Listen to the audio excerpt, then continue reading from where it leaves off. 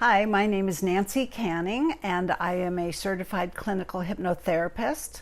I specialize in helping people release those limiting programs, the subconscious programs from childhood, taking people into past lives and then into the spirit world. What is it that you as a soul wanted to accomplish this lifetime?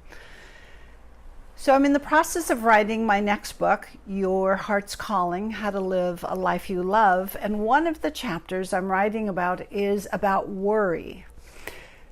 So that's what I want to talk about in this video is worry. Where does it come from? You may or may not be what's called a worry wart. I don't know where that came from, but that's what we always called people when I was little, if they worried.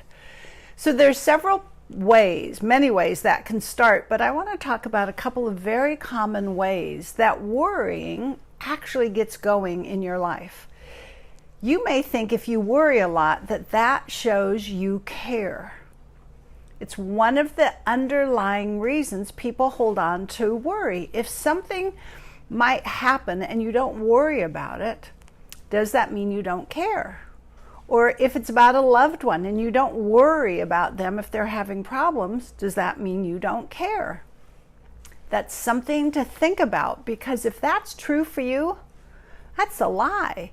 Worry has nothing to do with caring. Love is love. Whether you worry or don't worry, that doesn't change love and caring.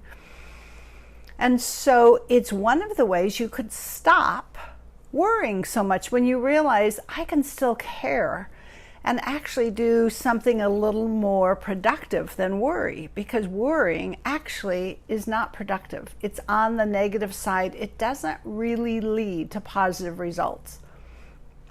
So take a look and begin to think about it. Why do you worry? You may think, well, that's how I get solutions. If I don't worry, I won't be prepared. If I don't worry about it, something unexpected could happen to me or my family. And so I need to be aware of all the possibilities. So if that's part of your thinking when you look at it, that thinking comes from childhood. It comes from those subconscious beliefs that we formed when we're little children. What happens when we're little, 3, 4, 5, 6 years old? Our attention span is a nanosecond. We don't pay attention for long. We flip from one thing to another. That's how our brains work. They're not developed yet. That frontal lobe, the reasoning, processing capability doesn't exist. And so we forget things because we're little kids. And you may end up with a problem from having forgotten something. It's that you could get in trouble because you forgot to do something, and so your mind begins to think, I need to pay attention to that so that I don't get in trouble. So many of the beliefs that we form when we're little are ways of staying out of trouble and not feeling loved. So you form a habit. It becomes simply a habit of, I need to keep thinking of the different things I'm supposed to do so I don't forget and get in trouble. Or it may be that when you're young, you just don't care because you don't want to remember. You'd rather be out playing, which is normal and healthy for a young child. And so you forget to do things. And once again, you get in trouble because you weren't paying attention. And so the belief forms that says, worry, I need to be really looking out for what could go wrong. Because see, when we're that young, we're not really thinking of consequences yet. So we start to train ourselves.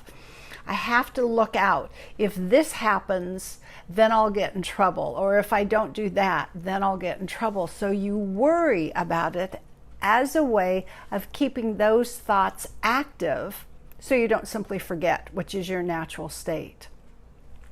It becomes a habit to keep everything in your mind going over and over again.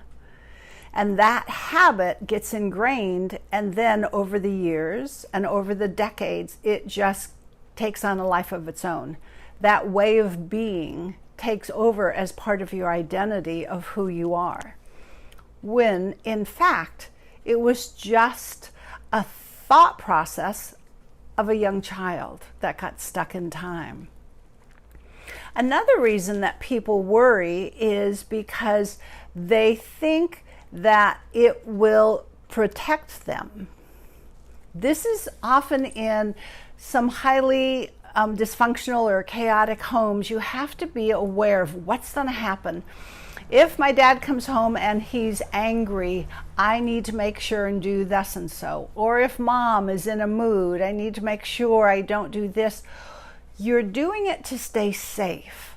And that can be a very healthy way of handling and surviving a difficult childhood. But that pattern of then always looking out for what can go wrong, what can go wrong, what can go wrong, is how you survive. And so those survival instincts, again, get programmed in and grow stronger and bigger as the decades go on. So beliefs formed in childhood that are based in love and survival, either one or both of those, tend to be the strongest because we need both love and safety in order to survive. So beliefs that are rooted in those tend to hang in there much more strongly than other types of beliefs. And so here it can be decades later, and worry is just a way of being. It's how you identify yourself, it's how you see yourself.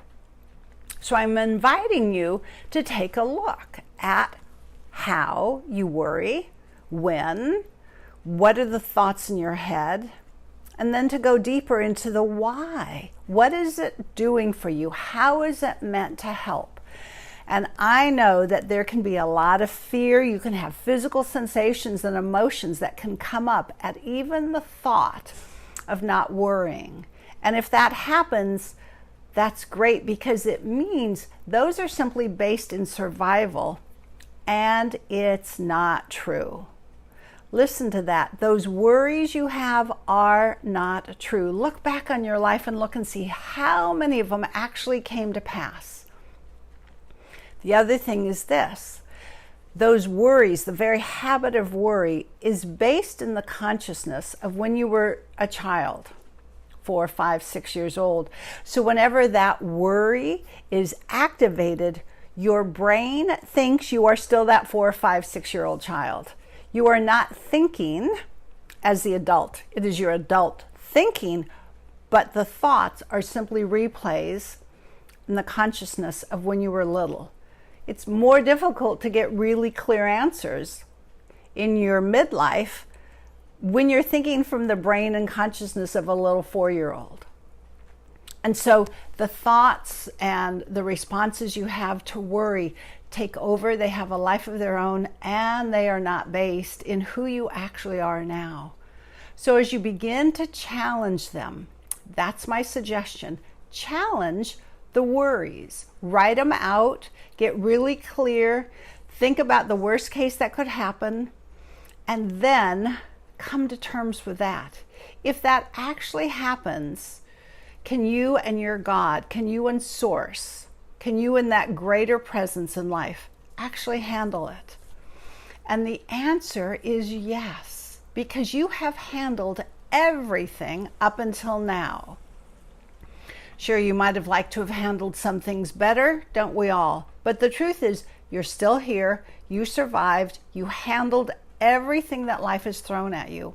You will continue, and the more aware you become, the more easily you will be able to handle life in a more effortless, loving, gentle manner. And so if you tend to worry, I'm simply suggesting take a look at that. That doesn't have to be. It's just a habit, and habits can be changed. Thank you. Again, my name is Nancy Canning. I work with people on worry and fear and all of that to help them release those beliefs. My website is www.nancycanning.com, and I would love to hear from you. Thank you.